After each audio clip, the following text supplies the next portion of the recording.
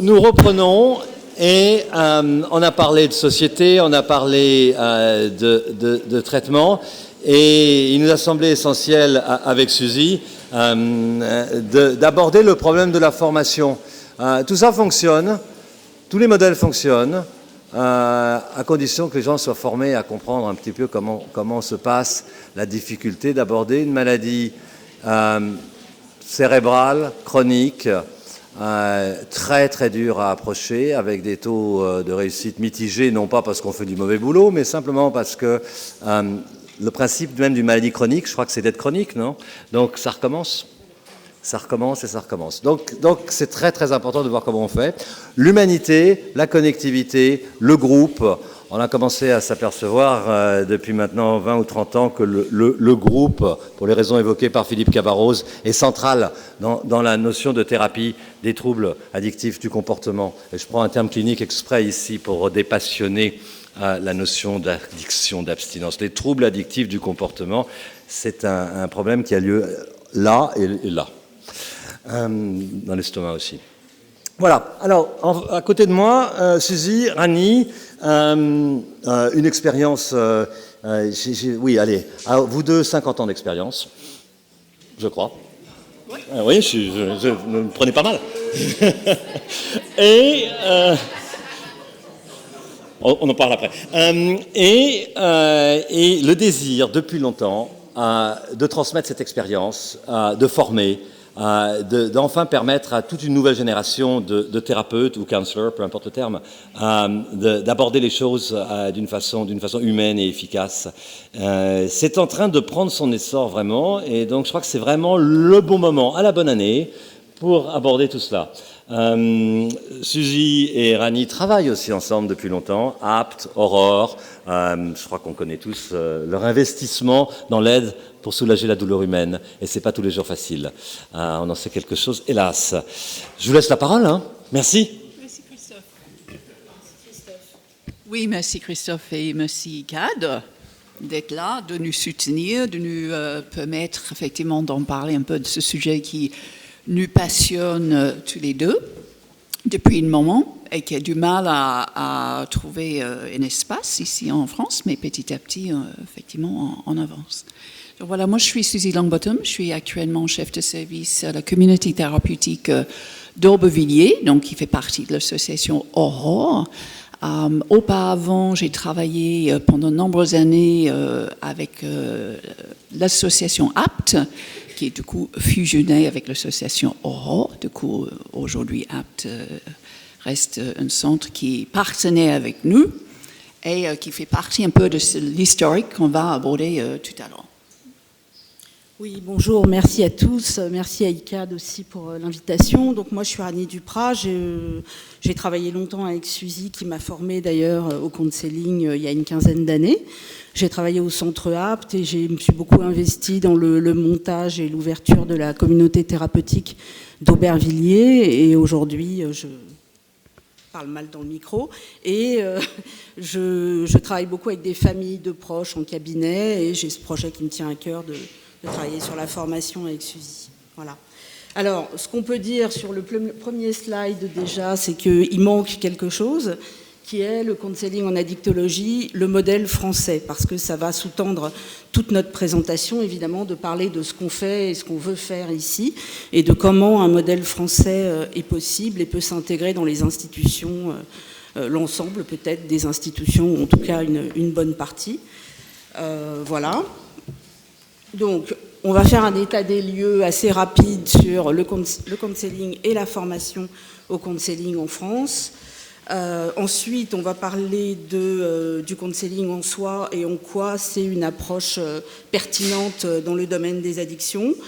Et aussi, en quoi c'est une approche pertinente pour former des anciens usagers de drogue ou d'autres choses, puisqu'on entend beaucoup parler de ça en ce moment, la professionnalisation des usagers. Donc en quoi cette approche-là propose une formation cadrée et efficiente pour des personnes qui sont passées par là. Et puis on en prendra un temps sur l'animation de groupe, puisque dans le modèle qu'on essaye d'élaborer avec Suzy, le groupe est au cœur de tout le projet, et donc on expliquera un peu pourquoi et comment ça s'intègre dans ce qu'on propose aujourd'hui.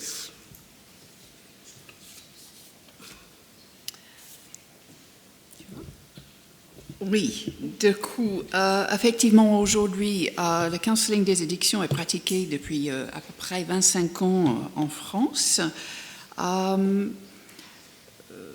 Donc,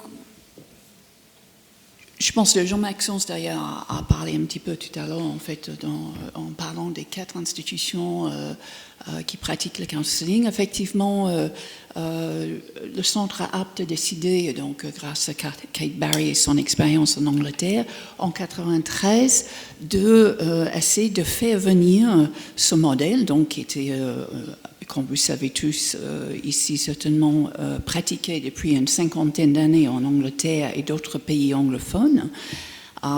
Du coup, en 1993, effectivement, on a commencé de pratiquer le counseling ici en France. Donc, ça fait 25 ans, effectivement, que je travaille, moi, dans ce domaine. Aujourd'hui, il y a 4 institutions qui pratiquent le counseling. Donc, 3 institutions qui ont le counseling au cœur de leur pratique. Donc, les 3 institutions étant le centre APT, Communauté thérapeutique d'Aubervilliers, le centre résidentiel Edevio, dans le Val d'Oise, et une 4e institution qui est la clinique psychothérapeutique de Heuny, qui utilise le counseling, mais plutôt en parallèle d'une approche médicalisée, psychiatrique et psychothérapeutique.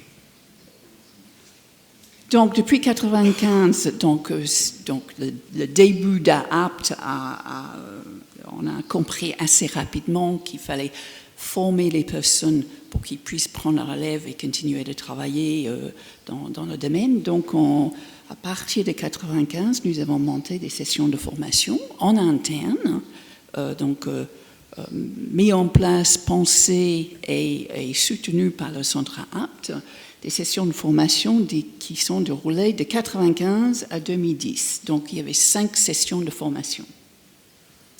Voilà, donc ça représente à peu près une centaine de personnes qui sont passées par ces formations.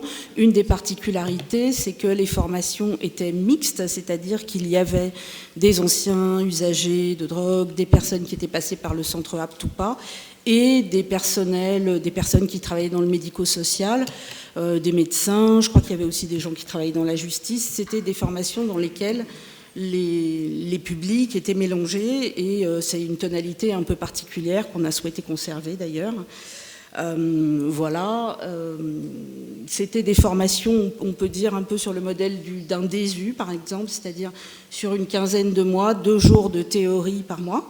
Et puis des jours de pratique en institution, observation. Il y avait même une semaine d'immersion qui était demandée dans le centre avant de démarrer, je crois. Donc on allait dans le centre et on laissait son téléphone et ses bouquins perso et on passait une semaine dans le centre à vivre un peu l'expérience que vivaient les résidents qui rentraient là-bas. Et alors peut-être je change de slide, c'est ça ? Non, c'est bon. Excusez-moi, je suis un petit peu... il y avait aussi, une fois qu'on avait fait cette formation, on demandait aux gens de travailler 1000 heures dans le centre, en stage ou en tout cas en pratique encadrée et supervisée, ce qui était très important puisque, bon, la formation théorique c'est bien, mais la pratique fait qu'on ancre ce qu'on a travaillé. Et donc, il y avait cette particularité de faire 1000 heures de stage avant de pouvoir travailler comme counselor.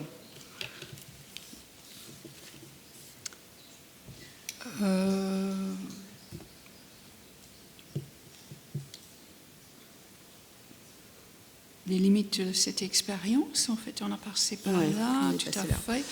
Donc, effectivement, cette expérience a nous amené jusqu'en 2010. Et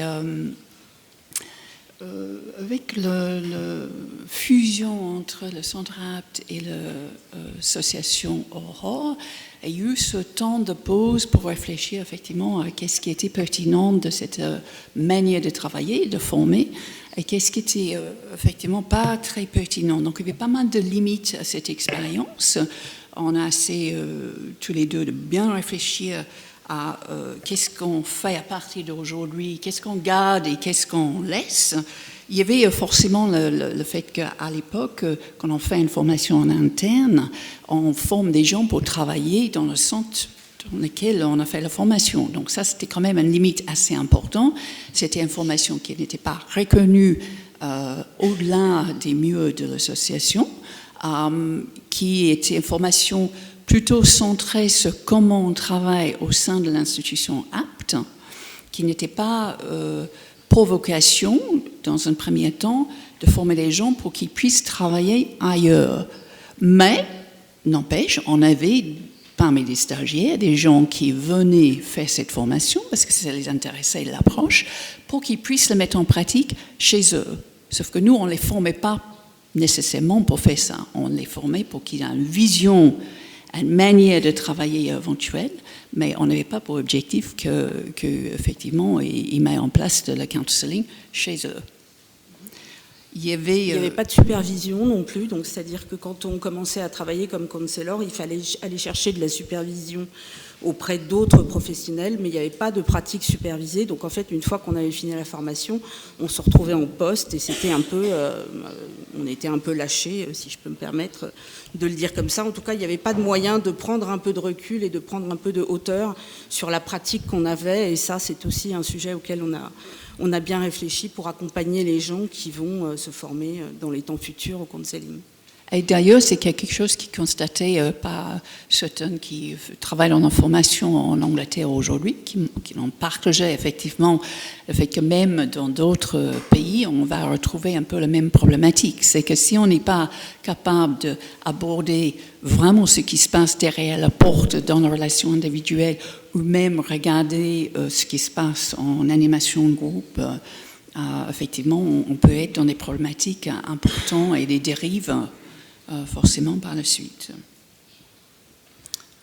Oui, c'est une formation, c'est un sujet auquel on réfléchit avec Suzy, c'est une formation qui formait vraiment des counselors destinés à travailler dans des centres avec une méthode adaptée du centre, alors qu'aujourd'hui, on est vraiment plus en train de réfléchir à une formation au counseling, quelque chose qui peut être beaucoup plus large et qui peut peut-être s'exporter vers des endroits qui ne sont pas forcément centrés sur un projet de counseling. Voilà. Qu'est-ce qu'on peut dire d'autre sur les limites? Moi, je crois que c'est tout. Il y avait effectivement ce que Philippe vient de nous dire. Merci, là.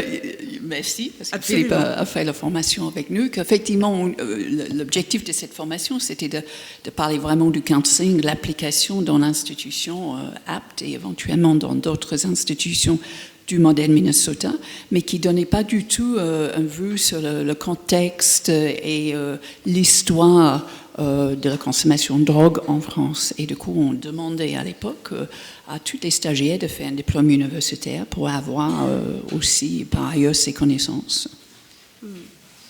Merci. Alors, donc... nous avons donc repris le fil il n'y a pas très longtemps ensemble, Rani et moi-même, effectivement aussi avec les équipes avec lesquelles je travaille, sur comment on va faire pour la suite. Nous arrivons tous à un âge, si je peux le dire, sensible, arrivant vers la fin de nos carrières. Je pense que pour moi, en tout cas, c'est quelque chose que je souhaite faire avant de passer à la retraite, c'est transmettre toute cette expérience, longue expérience, dans une manière un peu structurée et qui puisse être donc profitable pour une future génération.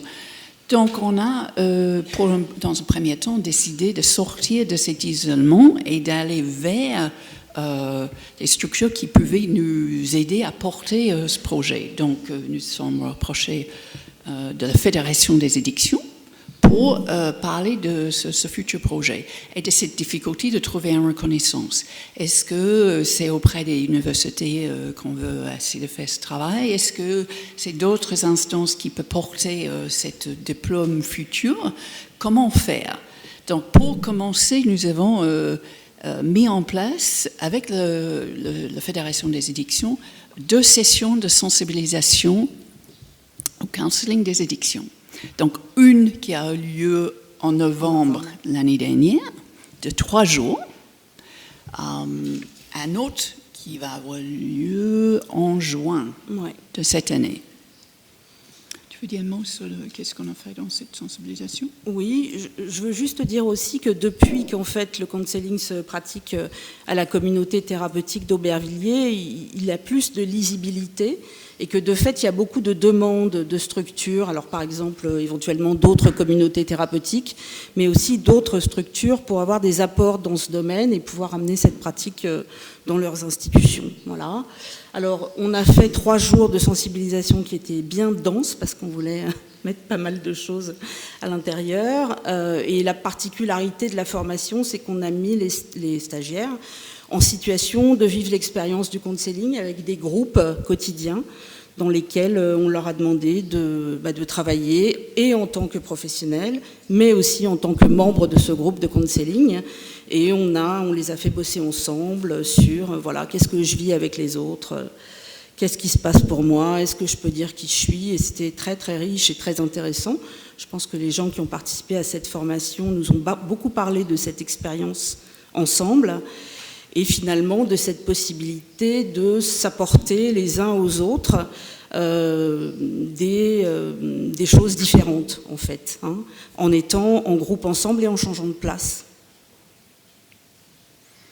Donc, nous avons des perspectives, effectivement, de continuité avec la fédération. L'idée, c'est de, effectivement, mettre en place une formation longue, parce qu'on sait qu'on ne forme pas les personnes au counseling pendant 3 jours. Hein. On est bien dans la sensibilisation, là, pour parler de ce qu'on, idéalement, on a à faire dans une formation. Et voilà, donc on travaille avec la fédération et éventuellement le CNAM devant la perspective de valider la suite. Alors, on parle beaucoup de counseling. Je ne sais pas si c'est très clair pour les gens ici qu'est-ce que c'est le counseling, d'ailleurs, parce que c'est quand même un terme. On n'a pas dit tout à l'heure, mais effectivement, en France, l'histoire du counseling a commencé dans les années 80 avec des groupes de parole et avec Aide qui a effectivement utilisé le counseling pour aider les personnes affectées par le sida et HIV positif. Pour les proches et pour ceux qui profitaient de l'association, il y a eu des groupes de parole sur le modèle counseling. Après, le CRIPS aussi continue effectivement dans le domaine de faire des formations en counseling. Mais par ailleurs, il n'y a pas de formation en counseling en addiction. Voilà. Alors, tout à l'heure, je disais oui qu'en ce moment, on entend beaucoup parler de professionnalisation des usagers. Donc, le counseling, c'est une approche psychoéducative qui permet de former des personnes qui ont cette expérience. Et c'est vrai qu'on constate que dans les équipes, c'est vraiment un plus d'avoir des gens qui ont cette expérience. Mais la question qu'on se pose, c'est, OK, si on a des anciens usagers dans une équipe, c'est pour quoi faire ? Est-ce que la mission est clairement définie, le cadre de travail ? Avec quelle formation ? Et quels bénéfices on peut attendre, on peut espérer dans les institutions et aussi dans les équipes ? Qu'est-ce qu'une personne qui est passée par cette expérience peut apporter ? Donc on va faire défiler un peu tout ça. Bien entendu, on n'est pas dans le cadre des patients experts. On n'est pas non plus dans le cadre de quelqu'un qui aurait cette expérience d'usager de drogue et qui utiliserait cette expérience pour parler de consommation, pourquoi pas, avec des gens qui sont dans la structure. Ce qu'on propose, c'est vraiment un cadre de relation d'aide, plutôt psychoéducative, et on va développer un peu ça maintenant. Donc, professionnel. Du coup, effectivement, juste pour préciser, des counselors aujourd'hui peuvent, effectivement, il n'y a pas de secret, ils peuvent parler de leur parcours de temps à autre, mais ce n'est pas le cœur de leur pratique. Hein. L'idée, c'est effectivement amener des usagers à penser leur parcours et être capable de transmettre et d'utiliser ça pour pratiquer avec des personnes dépendantes. Pourquoi faire ? Effectivement, pour accompagner une réflexion des usagers sur leur consommation.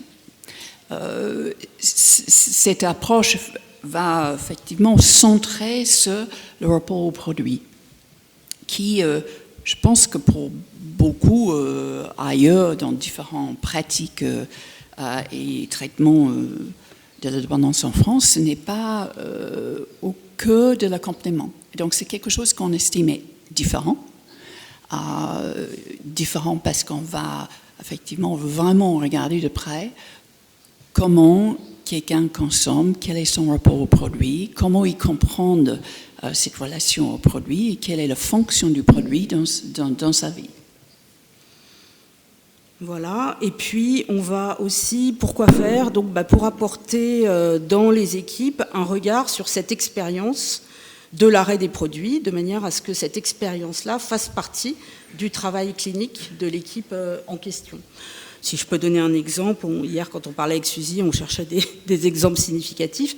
Tout à l'heure, nos collègues parlaient du manque. Donc voilà, quelqu'un qui a eu cette expérience du manque va bien savoir que le manque n'est pas qu'une question physique, que c'est une autre question psychologique, affective, etc. Et il va avoir l'expérience de ce qui se passe quand on est en manque, comment les obsessions peuvent venir, comment on sait de devoir faire le deuil du produit si on n'est pas prêt.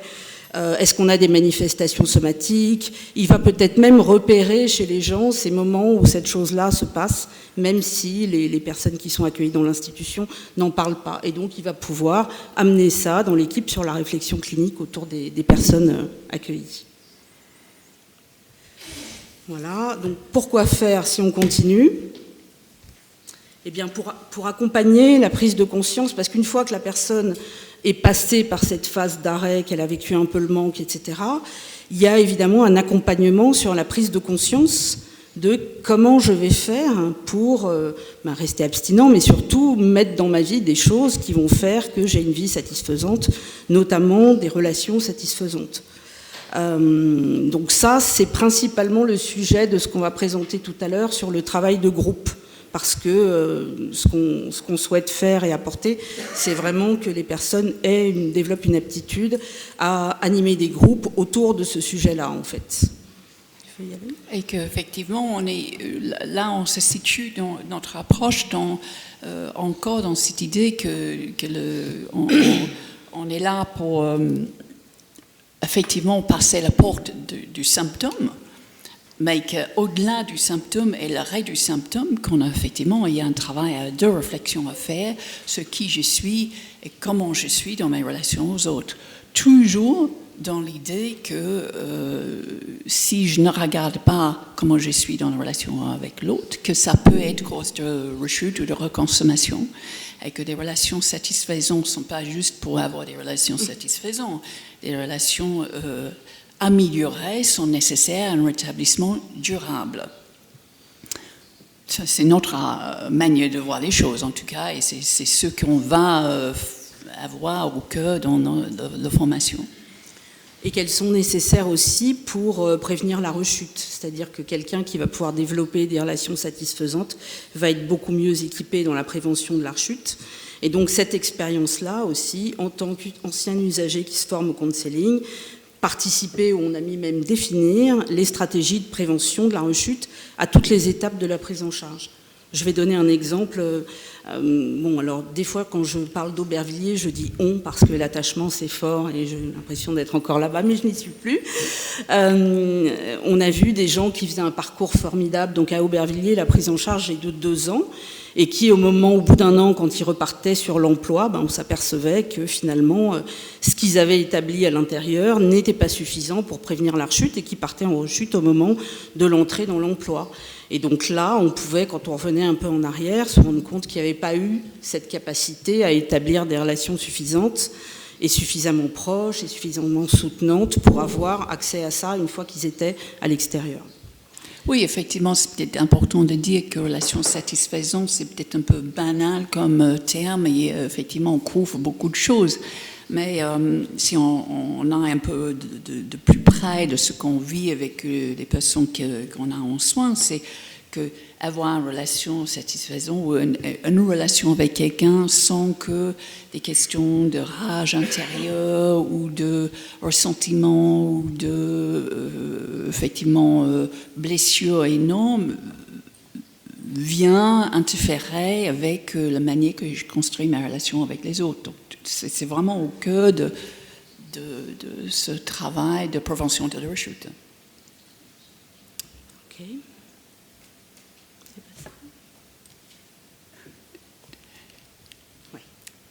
Deux axes, effectivement. Quelle formation? Donc, on est bien ici, c'est ce que nous souhaitons faire et développer. Hein. Et que, effectivement, là, on est un peu l'ancien usager et son parcours comme le point de départ, mais il faut que ce soit clair que cette formation pour nous n'est pas que pour les anciens usagers seuls. Ce qu'on souhaite faire avec cette formation n'est pas possible si on est juste en train de parler de l'ancien usager. Mais c'est à partir de ce point-là et ce travail qui est mené par une personne qui est passée par là avec d'autres professionnels qu'on va construire quelque chose d'un contenu très riche et pertinent pour toute personne qui souhaite se former au counseling. Donc c'est important de le dire que quand on parle de penser son expérience et le conceptualiser, c'est quelque chose qui va être fait avec d'autres professionnels. Hein. Ce n'est pas quelque chose qu'un ancien usager fait lui seul. Oui, alors ça, pour moi, c'est un point très important parce qu'effectivement, si on n'est pas en train de penser son expérience, si on n'est pas en train d'en extraire quelque chose qui va nous permettre, par exemple, de fabriquer des outils pour proposer aux gens un certain travail sur eux-mêmes, on peut être pris par la difficulté à avoir de la distance. On peut être pris par la difficulté parce qu'on a trop de résonance, par exemple. On peut être pris par un sentiment de toute puissance. Mon expérience, c'est l'expérience de tous. Or, on sait bien que ce n'est pas le cas. On a des choses communes, mais tout le monde n'a pas la même expérience. Et donc, c'est extrêmement important d'avoir ce temps pour penser et conceptualiser. C'est pas le temps de la supervision qu'on va faire par ailleurs à l'extérieur sur notre pratique, ou qu'on va faire même en interne. C'est encore un autre temps, penser son expérience et la transformer en fait. Et moi je pense que ça c'est vraiment très central dans la formation et ça va permettre aux personnes, aux anciens usagers, je déteste cette expression, mais on va dire aux anciens usagers, aux addicts, ça va leur permettre lorsqu'ils vont se retrouver à animer des groupes et des sessions avec des gens, d'avoir une idée précise de tiens, si je parle de mon expérience, c'est que je l'utilise comme outil, c'est un outil parmi d'autres, mais c'est pas systématiquement la réponse que je vais avoir en tête. Je ne sais pas si c'est clair. Mais...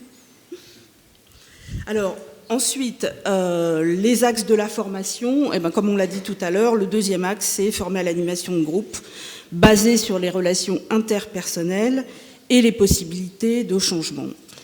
Peut-être, on peut juste rajouter, parce que c'est quelque chose de très important, cette idée de conceptualiser son expérience, de bien le penser et de l'échanger avec d'autres, et d'être capable vraiment de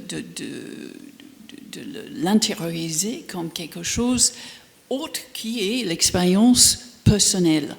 Donc c'est peut-être évident pour vous, mais je pense que c'est quand même un exercice qui prend du temps, qui nécessite des allers-retours, qui nécessite effectivement de pratiquer et qui s'acquérit avec le temps. Dans les deux sens, un professionnel qui n'a pas cette connaissance proche de la consommation, parce que son parcours est d'autre, il a d'autres connaissances, qu'est-ce qu'il peut entendre de cette expérience de l'autre qui est passé par là? Il ne peut pas l'entendre si c'est purement une expression, un témoignage d'un vécu. Il peut l'entendre et l'utiliser, lui, parce que c'est quelque chose qui est échangeable et pensable sur un plan commun. C'est très important dans notre formation. Parce que aussi, on peut à ce moment-là, moi je l'ai vécu en formation, je l'ai vécu aussi dans les équipes avec lesquelles j'ai travaillé, avoir cette espèce de scission qui s'opère. Alors il y a les personnes qui sont par là, qui seraient des experts de produits, de l'addiction, et puis il y a par ailleurs les autres salariés qui seraient, les autres professionnels, qui seraient les experts du soin. Donc c'est pas du tout notre idée. Notre idée, c'est de mettre tout le monde ensemble et de favoriser le fait que les gens s'apprennent les uns aux autres. Je dis bien les uns aux autres, pas uniquement les anciens usagers vers les équipes ou uniquement dans l'autre sens, mais qu'il y ait une vraie construction, une co-construction d'un savoir ensemble en fait. et qui effectivement vient de cette idée que, parce que dans le counseling, il y a cette posture en tant qu'intervenant qui pratique le counseling, c'est que le savoir est bien chez le usager. En tant que professionnel, c'est pas moi qui sais. C'est vraiment chez l'autre. Et comment j'accède à ce savoir et effectivement, qu'est-ce que je peux faire de ça pour l'aider, moi, professionnel, à continuer dans son évolution et dans son rétablissement. Donc ça reste notre posture et notre point de départ, en fait. Okay. Donc dans la formation, on a quand même nommé un certain nombre de points spécifiques qui ne sont pas les seuls, bien sûr, mais qui sont vraiment à mettre au cœur de tout ça. Donc de travailler sur la clinique de l'arrêt des produits dont on a parlé tout à l'heure, c'est-à-dire qu'est-ce qui se passe quand on arrête de prendre des drogues. À Aubervilliers, une partie de l'expérience qui est très intéressante, c'est qu'il y a l'expérience de l'arrêt des traitements de substitution. La durée du séjour étant suffisamment longue, il y a beaucoup de gens qui entrent à Aubervilliers en disant moi je voudrais arrêter mes traitements de substitution, j'arrive, je suis à 60 mg de méta ou je prends du Subutex, et donc cet arrêt va pouvoir se faire sur plusieurs mois et il va être accompagné par le Groupal, etc. Et la clinique de l'arrêt des produits purs et durs ou la clinique de l'arrêt des traitements de substitution ont des points communs, notamment tout bêtement la peur de manquer, la peur de finir sa dernière dose de produit ou son dernier substitut. Donc il y a beaucoup de choses en commun qui peuvent se travailler ensemble et c'est très intéressant ça. Donc ce qu'on a d'autre... Et assez unique. Oui, assez unique. C'est aujourd'hui, effectivement, je pense que la seule institution qui travaille de cette manière, c'est bien Aubervilliers. Donc c'est quelque chose qui vient déjà de notre expérience à Apt, mais qui a été beaucoup travaillé, amélioré, pensé depuis les 6 ans que la communauté thérapeutique d'Aubervilliers est ouverte. Et c'est vraiment quelque chose sur lequel on souhaite écrire et continuer d'élaborer, parce que ça, c'est unique et singulier, et pour le moment assez peu pratiqué, et on souhaite notamment avec des collègues d'autres communautés, je regarde la communauté qui est là aujourd'hui, peuvent effectivement en profiter peut-être de certaines de nos expériences. Les mécanismes de l'entraide, assez rapidement, on est effectivement, on a parlé pas mal ce matin de l'entraide, et ce qu'on souhaite former et faire dans cette formation, c'est amener les intervenants à vraiment, à partir de cette posture que la solution est chez le résident ou chez le patient ou chez l'usager, c'est apprendre à mettre les gens ensemble pour qu'ils trouvent une solution eux-mêmes entre eux. On a comme réflexe en tant que professionnel, pour beaucoup dans des formations, à avoir l'idée que la réponse est chez nous. Et en fait, notre approche est vraiment toute l'inverse. C'est comment on favorise les échanges et comment on fait émerger des compétences et des réponses chez les usagers. Et ça, c'est vraiment quelque chose qui ne vient pas pour un professionnel comme ça. Ça va venir parce qu'il pratique en formation, en groupe, dans nos formations, mettre les gens en relation. Alors, on va passer sur la part... Voilà, on va avancer. Donc, la part des émotions dans la problématique addictive, c'est important. Et la problématique des liens pour les personnes addictes font partie aussi des sujets de formation importants pour nous. Alors, quels bénéfices pour les équipes ou pour les institutions? Donc, la relation de proximité qui va s'établir entre les personnes, les anciens usagers qui sont formés, ça va permettre d'avoir une connaissance plus fine, comme je disais tout à l'heure, des processus en cours. Et ça va permettre aussi, si les gens sont bien formés, de sortir de cette idée que c'est l'identité commune de toxicomanes ou d'alcooliques ou de ce que vous voulez, qui fait sens dans la relation à ce moment-là. Le soutien d'ICAD, éventuellement, aller vers la possibilité de former avec l'implication de Irving Yalom et ses textes d'une manière plus importante. Donc, il sert cette modèle sert de modèle d'animation groupe dans de nombreuses institutions à l'étranger. C'est particulièrement pertinent pour les personnes dépendantes. Il y a aussi Flores, psychologue qui est spécialisé dans les addictions, qui en parle dans son livre, de la pertinence pour les personnes dépendantes d'être en lien, d'être mises en lien et d'échanger, parce qu'on parle de cette idée qu'effectivement la dépendance est une problématique de lien à la base. Donc ici, on a un petit schéma qui est rapidement, qui montre bien que effectivement, les interventions des personnes qui pratiquent le counseling ne vont pas être sur le groupe dans son ensemble, ni sur l'individu qui travaille sur son problème personnel de longue durée avec une interrogation sur les causes, mais ce type d'approche va vraiment centrer sur l'interpersonnel et l'apprentissage possible en échangeant moi avec quelqu'un d'autre, c'est comment je suis dans la relation. Là, on vise effectivement l'objectif d'apprentissage, donc de voir, et le changement éventuellement nécessaire pour effectivement avoir des relations entre guillemets satisfaisantes.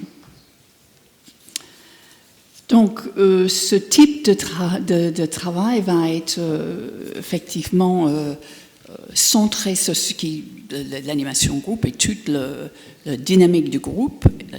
L'objet du travail va être sur ce qui se passe dans le groupe. C'est pas ce que je fais avant, ce que je pense demain. Ça va être ce que je vis aujourd'hui dans l'échange avec l'autre, en groupe. C'est un travail qui nécessite effectivement une formation en animation pour arriver à atteindre cet objectif. Non, je peux juste dire que ça peut répondre, enfin c'est très important d'avoir ce cadre pour animer des groupes, surtout sur des durées assez longues. Donc je ne suis pas en train de travailler et de demander à chaque personne de descendre dans son histoire, dans ses blessures individuelles, etc. Je suis en train de travailler sur la relation entre les personnes. Comment tu réagis à ce que l'autre dit, comment l'autre, ça le touche ou ça le touche pas. Donc le travail, c'est de rester là-dessus. Pour avoir animé beaucoup de groupes, je sais combien c'est difficile si on n'a pas un cadre clair, parce que l'envie peut être de faire autre chose que de l'interpersonnel. Et donc ça demande vraiment une formation solide pour à tout moment se ramener à ça quand parfois on s'égare un peu. Et c'est pour ça que le modèle de Yalom permet vraiment d'acquérir cette structure solide pour animer des groupes et j'ai envie de dire savoir ce qu'on y fait en fait. Et effectivement, la notion de changement, c'est pas changer pour changer, c'est effectivement arriver à penser autrement qui je suis pour que je puisse me voir différemment. Il faut que j'entends bien que l'autre me voit différemment que moi je me vois. Effectivement, si je me vois comme nul, je n'avance pas beaucoup. Si l'autre me dit, effectivement, je vois dans comment tu es avec moi, l'amour, le soutien de quel tu es capable, effectivement, ce genre de retour, il peut bien changer les représentations que j'ai de moi-même. Et c'est difficile parce qu'évidemment, si on revient à ce qu'on disait tout à l'heure, quand on est une personne addicte qui n'a plus de produits pour se soutenir et se sentir pas trop mal dans le monde, eh bien être dans un groupe et recevoir des uns et des autres, soit du miroir, soit des échanges directs, c'est extrêmement difficile. Oui, c'est assez pénible. Après des années d'avoir pour tout le monde, hein, parce qu'on a des stagiaires qui peuvent témoigner de ce qu'ils ont vécu avec nous en novembre. Même tous les stagiaires assis en groupe à parler de soi, à s'échanger, parce qu'effectivement, en formation, on fait ça. Ce qu'on fait pour les usagers, on fait pour les stagiaires. Et donc, on les fait vivre ce qui est de la dynamique du groupe. Et effectivement, c'est pénible d'être en face des gens qui te disent comment ils te voient, et toi que tu dis comment tu sens vulnérable. Mais c'est essentiel pour bien comprendre ce que les usagers vivre et des résistances qu'ils peuvent avoir et comment ces résistances viennent interférer dans le travail. Et ça crée des liens très forts quand on arrive à le faire, en fait. Une fois qu'on réussit à être là-dedans, c'est ça qui structure des liens forts entre les personnes. Du coup, ce travail, et ce travaux plutôt de Vignalum aide énormément à structurer le travail thérapeutique, l'évolution, les différentes étapes, propose des normes et des facteurs thérapeutiques qui soutiennent leur réflexion, qui aident effectivement à avoir des objectifs très clairs dans ce travail. Oui, qui donnent des outils. Un simple exemple, quand un groupe ne fonctionne plus et qu'il y a un frein au développement de ce groupe, eh bien, on peut revenir à avoir différentes manières d'aborder les choses pour que le groupe redémarre ou pour qu'on comprenne ce qui se passe, particulièrement dans des groupes qui sont de longue durée, parce que quand vous prenez, je prends encore l'exemple d'Aubervilliers, mais même d'autres structures, quand les gens restent longtemps ensemble en groupe, ils ne savent plus très bien ce qu'ils font là. Donc il faut, encore une fois, savoir exactement où on est pour pouvoir relancer la dynamique, en fait. Donc là, on est sur le moyen de cette formation. Donc, je pense qu'on l'a déjà dit, on souhaite construire un modèle de formation qui favorise les transferts de compétences et des connaissances entre les professionnels et les usagers. Donc, apprendre effectivement à travers cette expérience, apprendre, vivre et effectivement être au plus près de cette problématique de dépendance. C'est difficile peut-être pour nous de parler de la force de cette expérience. Peut-être il y a des gens ici qui ont déjà vécu un travail groupal ou des formations en laboratoire. Mais en tout cas, c'est notre souhait, c'est de créer cette instance et de la promouvoir. Pas juste pour travailler dans les institutions purement addicto.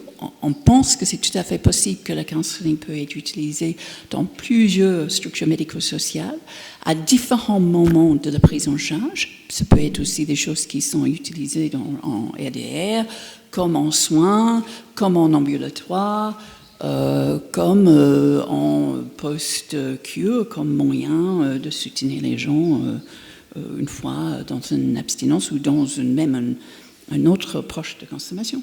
Même. Oui. Tu veux dire autre chose là-dessus ? Non. Voilà, c'est pour nous où nous sommes aujourd'hui. Et voilà, si vous avez des questions après.